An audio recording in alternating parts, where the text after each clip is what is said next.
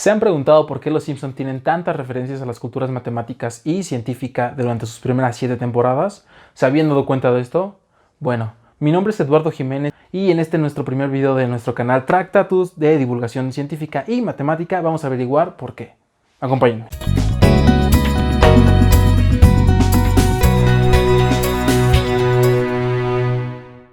Math, you're always trying to find the perfect proof, the single answer to a series of questions. And in comedy, you're trying to find the perfect joke.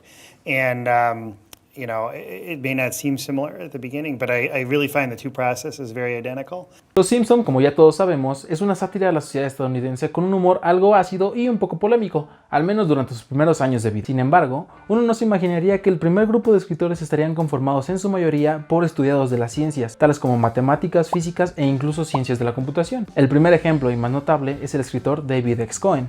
Él es físico por la Universidad de Berkeley en California y además tiene un doctorado en ciencias de la computación. Sin embargo, terminó escribiendo para Los Simpson y además siendo co-creador de Futurama junto a Matt Groening. Cohen, junto a Al Jean, matemático por Harvard, y Ken Keeler, doctor en matemáticas aplicadas también por Harvard, fueron parte del primer equipo de guionistas de Los Simpson y los que se dedicaron a esparcir matemáticas en la gran mayoría de los capítulos. Chistes basados en matemáticas que la gente que conoce de ellos los entiende, sin embargo, muchas de nosotros las personas mortales los pasamos por altos en su momento. Y de eso se trata este video. Las primeras escenas que vamos a analizar van a ser de nuestro capítulo favorito, Homero al cubo. El segmento fue transmitido en la 7ª temporada durante el capítulo La casita del horror 6. Es una parodia a un capítulo de La dimensión desconocida, donde Homero, en su afán de querer escaparse de Patty y Selma, se esconde detrás de un armario, el cual los lleva a la tercera dimensión. Pero primero vamos por un poquito de contexto matemático. ¿Qué es un teorema? Según la lógica, un teorema es una proposición matemática deducible a partir de otros teoremas o axiomas en el sistema mediante reglas de inferencia.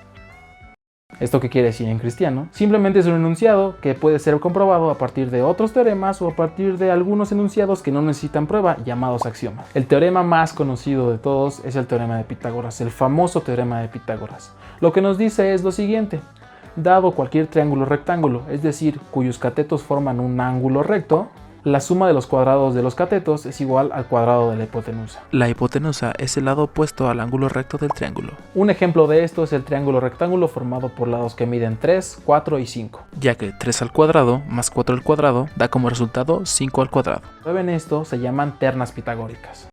Para más contexto, Pierre de Fermat fue un abogado nacido en el siglo XVII, abogado de profesión, matemático de corazón. En sus ratos libres se dedicaba a resolver problemas abiertos que estuvieran en libros de matemáticas. En uno de sus libros favoritos llamado Aritmética, escrito por un tal Diofante allá por los años 250, escribió una serie de acertijos los cuales después de su muerte se estuvieron resolviendo poco a poco. Sin embargo, hubo uno en particular que no pudo resolverse por un pequeño periodo de tiempo. Este decía así: no existen números enteros positivos A, B, C, tales que para cualquier número natural mayor que 2 se cumpla que A a la n más B a la n sea igual a C a la n. Descubrió esto de una forma muy curiosa. Él se la pasaba buscando ternas pitagóricas nuevas. Sin embargo, un día decidió hacer lo siguiente: ¿por qué elevar al cuadrado cuando puedo elevar al cubo? Entonces buscó ternas pitagóricas, en vez de elevarlas al cuadrado simplemente las elevó al cubo, pero se dio cuenta que las mismas ternas pitagóricas ya no servían y buscó otras nuevas. Por ejemplo, la terna pitagórica 3, 4 y 5, que es la que habíamos mencionado, ya no funcionaba. Buscó más ternas pitagóricas, números enteros los cuales cumplieran esto, pero no los encontró. Esto dio una leve idea de lo que va a pasar después. Dijo: está bien, no existen números tales cuya suma de cubos sea igual al cubo de otro número. Pero ¿qué tal si lo elevamos a la cuarta? Que A a la cuarta más B a la cuarta de un número C elevado a la cuarta. No lo volvió a encontrar. Quiso hacerlo con 5 y no lo volvió a encontrar. Lo intentó en repetidas ocasiones, pero jamás pudo encontrar dichos números. De esta forma, escribió una proposición conocida hoy en día como el último teorema de Fermat en el margen de su libro de aritmética. El último teorema de Fermat dice, traducido de su latín original: es imposible descomponer un cubo en 2 cubos, un bicuadrado en 2 bicuadrados, y en general, una potencia cualquiera, aparte del cuadrado, en 2 potencias del mismo exponente. He encontrado una demostración realmente admirable, pero el margen del libro es demasiado pequeño como para contenerla. Con esto Fermat sacó de la manga una solución bastante ñera. Muchos matemáticos del tiempo futuro intentaron demostrar esto. El que más se acercó fue Euler. Leonhard Euler, nacido en Suiza en el año 1707 y el que a título personal es el principal matemático de todos los tiempos debido a todas sus contribuciones en la mayoría de las áreas de las matemáticas de su tiempo. Dijo, bueno, no la puedo demostrar en general, voy a ver el caso particular en donde n sea igual a 3. Entre polémicas y erratas en su demostración, Euler probó que no existían las ternas donde n fuese igual a 3. Básicamente, Euler hizo un jefe Gorgory. ¿Alguien demostró mi último teorema? No. No. No. No. No. No. No. No. No. No. Sí. Digo, no. No. El ganador, Andrew Wiles, matemático americano, que en 1992 pudo demostrarla usando nada más y nada menos que geometría algebraica. ¿Qué es la geometría algebraica? Nadie sabe. Ni siquiera la mamá de la geometría algebraica sabe qué es la geometría algebraica. Quizás luego hablemos de eso en un video. Pues una vez que Homero está dentro de la tercera dimensión, nos podemos dar cuenta que muchas cosas aparecen detrás de él, e incluso él ve algunas cosas relacionadas con las matemáticas. El hipotético eje Z, pero lo que vamos a analizar es una ecuación que quizás pasa desapercibida, justamente en esta escena. ¡Oh! ¡Cuidado, conito!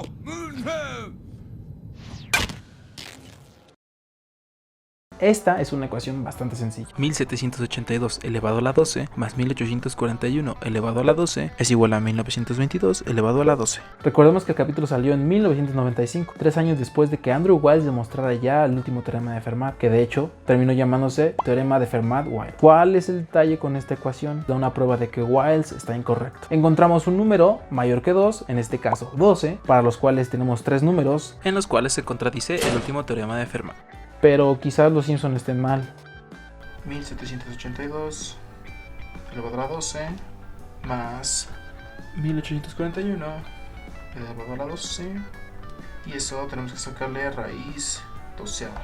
Lo elevamos a la 1 entre 12, que es lo mismo que sacarle raíz doceava, y nos da 1922. ¿Es acaso que los Simpson demostraron que toda la comunidad matemática se había equivocado al aceptar la demostración de Andrew Wiles? Pues no. ¿Cuál creen que sea el error? No fueron los Simpson y tampoco Wiles. El problema es la calculadora. Esto escaló a hacer un tutorial más rápido de lo que yo creí. Estamos en RStudio. Este es un ambiente para el lenguaje de programación R que se especializa en estadística. Y vamos a crear una variable llamada A12 y le vamos a asignar el valor 1782 elevado a la 12. B12 como 1841 elevado a la 12 y C12 como A12 más B12. De este lado vemos los valores que toman. A12 es 1.025 más o menos elevado a la 39, es decir 1.025 seguido de 36 ceros. B12 de igual forma 1.515 elevado a la 39 y C12, que es la suma de los dos anteriores, 2.541 elevado a la 39. Pues C va a ser la raíz doceava de C12, es decir C12 elevado a la 1 entre 12. En la consola vemos que C es 1922, pero es por las configuraciones de redondeo. Aquí en el ambiente aparece que C es igual a 1921.995587. La calculadora realmente no nos muestra todos los decimales que tiene este número y simplemente lo redondea a 1922. Así que no, los escritores de Los Simpson no hicieron que Andrew Wiles estuviera mal, ni que toda la comunidad científica del mundo estuviera mal. Simplemente se burlaron de una forma que ellos sabían que podían hacerlo de nuestro último teorema de Fermat. En ese mismo capítulo tenemos otra ecuación sumamente hermosa.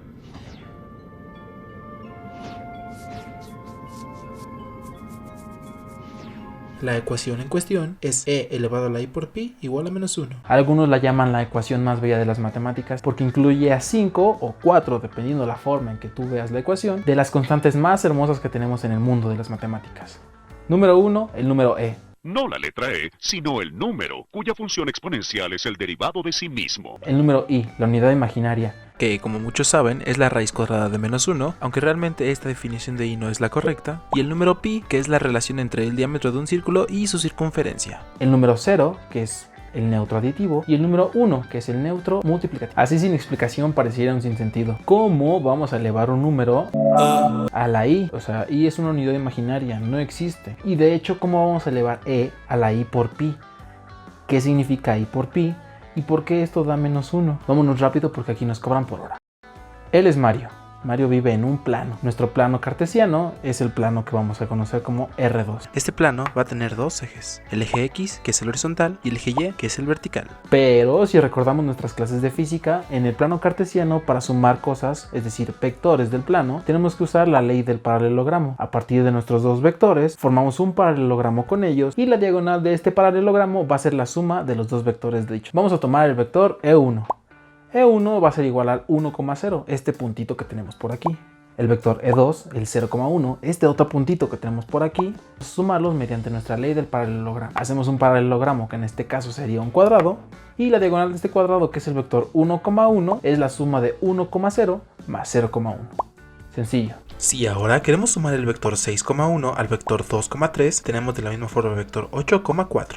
Resulta que los números complejos trabajan de la misma forma. El plano cartesiano lo vamos a transformar y le vamos a llamar plano complejo. Los vectores ahora reciben el nombre de números complejos, números de la forma A más IB. Ya no A, B, sino A más IB, pero en esencia siguen siendo lo mismo. Nuestros ejes X y Y ahora se van a llamar eje real y eje imaginario. Y entonces vamos a utilizar lo que ya aprendimos antes. Si quiero sumar el número 1 más el número i, en papel se escribiría como 1 más i. Realmente esto no nos dice nada, pero una vez que lo vemos como un vector o un punto en el plano, todo tiene más sentido. El vector 1,0 se transforma en el número complejo 1 sobre el eje real y el vector 0,1 en el número complejo i sobre el eje imaginario. Por lo tanto, sumar 1 más i tiene el mismo efecto que sumar los vectores anteriores. Este punto 1,1 será el número complejo 1 más i. Bastante fácil. De la misma manera podemos sumar cualquier número complejo con el método del paralelogramo. Y de esta forma podemos sumar dos números complejos gráficamente tal y como lo sumábamos en el plano R2. El número complejo 4 más 7i, por ejemplo, se puede ver como 4 veces el número 1 más 7 veces el número i. Ya sabemos cómo sumar números complejos. La única diferencia es que en física nos dijeron que no podríamos multiplicar vectores. Los números complejos sí se pueden multiplicar. ¿Pero cómo? Multiplicar por i un número complejo básicamente tiene la misma función que rotarlo 90 grados. Aquí está una gráfica que demuestra cómo está pasando esto. ¿Y cómo multiplicarlos? Simplemente notando que i al cuadrado es igual a menos 1. Gracias a esto podemos hacer la cuenta tal y como nos enseñaron en la primaria. Ejemplificando esto, multiplicamos el número i por el número 6 más 3i. I por 6 más 3i es igual a i por 6 más i por 3 por i. Esto por la distributividad de la multiplicación. Por conmutatividad, esto es igual a 6i más i cuadrada por 3. Sustituyendo el valor de i, esto es igual a 6i más menos 1 por 3. Gracias a la ley de signos, da como resultado 6i menos 3. Y al final, reacomodando, obtenemos que esto es igual a menos 3 más 6i. Gráficamente, notamos que este número simplemente equivale a rotar 90 grados el número 6 más 3i, que era el que teníamos originalmente. Grabémonos este dato. Multiplicar un número complejo por i equivale a rotarlo 90 grados en dirección opuesta a las manecillas del reloj. Otro dato importante a tener en cuenta es la equivalencia entre grados y radianes. Si dar una vuelta completa a una circunferencia equivale a rotar 360 grados y esto equivale a 2 pi radianes, luego en otro video veremos por qué. Entonces media vuelta, es decir, 180 grados, equivaldría a pi radianes, siempre en sentido contrario a las manecillas del reloj. De la misma forma, un cuarto de vuelta o 90 grados equivaldría a la mitad de pi radianes. Volviendo con Mario, él nos va a ayudar a partir de ahora porque siempre le suceden cosas muy chistosas. Mario se fue de fiesta a un bar cerca de su casa. Al salir del bar, le dieron muchísimas ganas de ir al baño. Pero se aguantó porque en el bar, el baño estaba sucio y además lleno de gente. La ventaja, su casa a menos de 50 metros del bar. Sin embargo, mientras más se alejaba del bar, Mario caminaba más y más rápido porque ya quería llegar al baño. Para cuando iba llegando a su casa, Mario ya estaba corriendo. Eventualmente llegó a tiempo para fortuna de todos nosotros. Y aquí se viene la parte interesante. Lo que las matemáticas nos pueden explicar es que mientras la distancia entre él y el bar iba en aumento, aumentaba de la misma forma la velocidad en la que él iba caminando. En física, si una función f de t modela nuestra posición respecto a un punto, en este caso, cuánta distancia hay entre Mario y el bar, donde t se refiere al tiempo que ha transcurrido desde el inicio, es decir, cuánto tiempo lleva caminando Mario desde que salió del bar, entonces su derivada f' de t modelará la velocidad con la que nos estamos moviendo. Con Mario ocurrió lo siguiente. Mientras f de t iba en aumento, su derivada f' de t también lo hacía. Para cuando Mario llevaba 1 metro fuera del bar, Mario caminaba a 1 km por hora. Pero para la mitad del camino, Mario ya corría a 25 km por hora. Para cuando llegó a su casa, Mario ya corría más rápido que Usain Bolt. Esta relación 1 a 1 entre una función, en este caso la posición, y su derivada, en este caso la velocidad, solo la cumple un tipo especial de función, la función exponencial, de la que tanto se habla en estos días de propagación de virus, e elevado a la t. Si Mario contara con un vehículo, que no lo hace, pues Mario enfiesta responsablemente. Recuerda, si tomas, no manejes. Y en vez de recorrer todo en cierto tiempo, lo recorriera en la mitad del tiempo, la función exponencial que modela su posición es ahora e elevado a la 2 veces t. Su velocidad sería 2 veces e elevado a la 2 veces t. Esto en matemáticas se llama regla de la cadena. Si intercambiamos el 2 por cualquier número, se va a seguir cumpliendo. Pero, ¿ocurrirá lo mismo si elevamos e a la i por t? La respuesta corta es sí. Si Mario estuviese caminando no solo de atrás hacia adelante, sino también de izquierda a derecha, se podría ver desde el aire sobre nuestro plano complejo. Coloquemos al bar en el centro del plano. La posición de Mario será modelada con la función e elevado a la i por t. Cuando t es igual a 0, su posición inicial, e a la i por 0, es igual a 1. El vector de la velocidad inicial de Mario, en este caso, es i por e elevado a la i por 0, es decir, i por 1. El mismo número 1, visto como un complejo, pero rotado 90 grados. El número i. Y de hecho esto va a ocurrir para cualquier punto en el cual esté parado Mario. Su vector de velocidad va a ser el mismo vector de posición, pero rotado a 90 grados y colocado en donde él está parado. En la vida real, lo que esto indica es que Mario está girando alrededor del bar sobre una circunferencia de radio 1. Puede ser 1 kilómetro, 1 metro o la unidad que ustedes quieran. Por favor, no usen unidades del sistema inglés. Nuestra variable t ahora tendrá dos interpretaciones. Una, como el tiempo que ha caminado Mario, y dos, como el ángulo que forma Mario respecto al eje real. De esta forma, si t es igual a 90 grados o pi sobre 2 radianes, él se encontraría parado en este punto. Pero si t es igual a pi radianes, Mario está en el lado opuesto al cual empezó, es decir, -1. Por esto mismo, e elevado a la i por pi es igual a -1. Esta identidad fue desarrollada por uno de los más grandes matemáticos del siglo XVII. Si te suena su nombre es porque ya hablamos de él, Leonhard Euler. De hecho, Euler nos dijo todavía más de esto, pero es un tema que quiero dejar para otro momento. Para terminar con la primera parte de este video de referencias matemáticas en Los Simpson, vamos a hablar de un artista sumamente importante en el siglo XX. Su apellido, Escher. En el capítulo Homero el Grande aparece como chiste de sofá lo siguiente.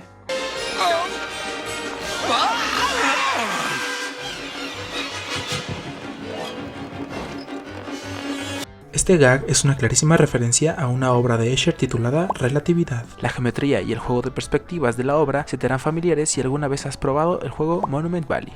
Maurits Cornelis Escher fue uno de los artistas gráficos más famosos e importantes del siglo pasado, e incluso quizás conoces alguna de sus obras sin saber que se trata de él. Las pinturas y litografías de Escher tienen una influencia matemática enorme. Esto se debe a que después de visitar la Alhambra, un castillo español donde se encuentran todos los tipos posibles de teselaciones del plano en sus paredes y pisos, en 1922, Escher quedó maravillado con la geometría de estas, cosa que serviría de inspiración para la mayoría de sus obras relacionadas con las matemáticas.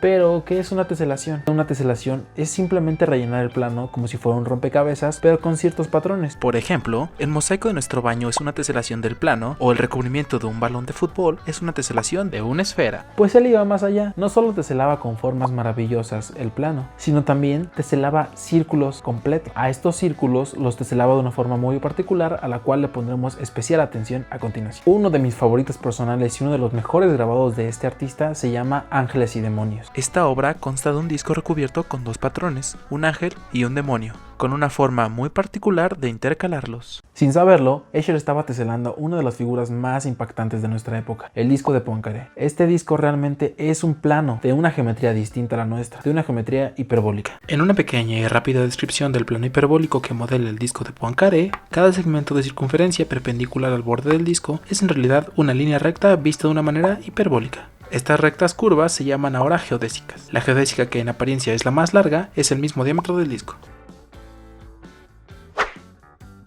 Notemos la naturaleza infinita del borde del disco. Básicamente, grosso modo, esto es lo que hace el círculo de Poincaré. Nosotros vemos que mientras las figuras se van acercando más a la orilla, parecen más pequeñas, pero realmente un tercero que lo está viendo desde su perspectiva hiperbólica, lo estaría viendo todo del mismo tamaño. Igual que nuestro plano cartesiano, que es infinito, nuestro círculo es infinito.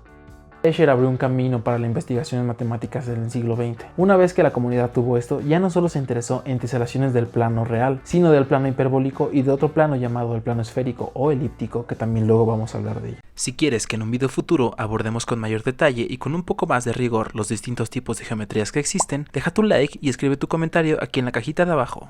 Además de todo, Escher empezó a inspirar a otros artistas para hablar más de matemáticas en sus obras o para relacionar las matemáticas con el arte, porque al final de cuentas las matemáticas son eso. Aunque nosotros no lo creamos o aunque nosotros no lo veamos, las matemáticas son el arte dentro de nuestra mente. Al final de cuentas, las matemáticas son un lenguaje el cual nos permite abstraer conceptos de nuestra mente y proyectarlos en el mundo tangible. Cualquier tópico que se nos ocurra tuvo que pasar por un proceso de abstracción y de reconstrucción en el mundo real. Los números, la música, la naturaleza, el comportamiento de los electrones, las estrategias financieras o los juegos deportivos. Todos y cada uno de estos temas pueden ser abordados desde el punto de vista matemático porque las matemáticas están intrínsecas en el pensamiento del hombre. Son un lenguaje universal que no distingue razas, sexo, género, religión o afiliación política. Cualquier persona de cualquier edad puede hacer matemáticas. Y eso es lo importante. Tú, quizás digas las matemáticas no son lo mío, pero te aseguro que no hemos conocido ni siquiera el 1% de lo que son las matemáticas. Las matemáticas no se crean, las matemáticas no se descubren. Son una combinación rara de estas dos. Por lo tanto, si tú quieres hacer matemáticas o si tú estás peleado con las matemáticas, quédate en este canal. Vamos a hablar tanto de ellas que al final las vas a terminar amando. Mi nombre es Eduardo Jiménez, mejor conocido como Yayito para la banda. Suscríbete a mi canal, sígueme en mis redes sociales, van a aparecer aquí abajo. Y recuerda, las matemáticas no se crean ni se descubren, sino todo lo contrario. Nos vemos en el siguiente video.